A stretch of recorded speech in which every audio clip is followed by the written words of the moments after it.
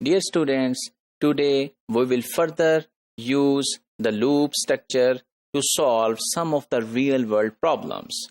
One of the problem you will have to solve in computer science in your career is the sorting, which means that you have a long list of names or numbers or any kind of data, and you want to sort that data according to certain criteria.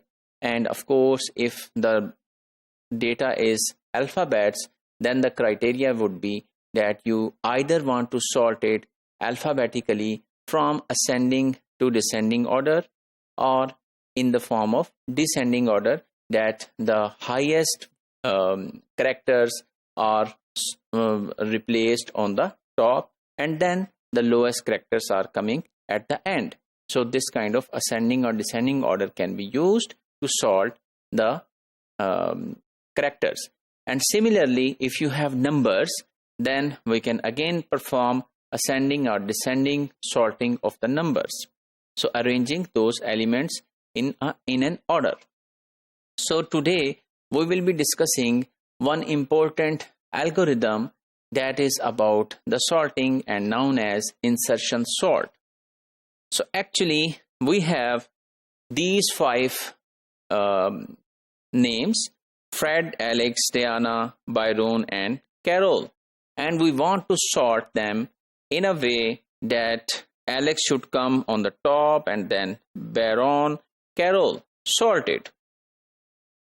It should be sorted in a descending order. This is basically the requirement. Like Alex should go at the top, then starting from B, Byron, and then the C1, Carol, then the D, Diana, and then Fred. So this should be the final output of your algorithm. And what constraints we have to solve it? One of the things is the sorting the list within itself. So we will not be given further space to move the names to that space. So we need to reuse the same space to sort this list.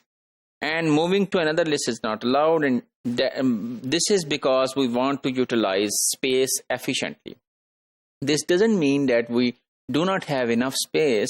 Today we have very large spaces available, but the problem is that when we apply such kind of sorting algorithms, then it may happen that we have a very long list of million and billion of things which we want to sort.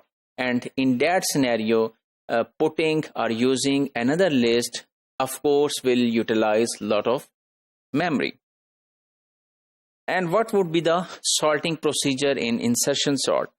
So we will say that sub list consisting of only the top name is actually sorted, followed by the next sub list is not sorted, and then we will pick the first element from the unsorted list and we will try to sort it between first and second.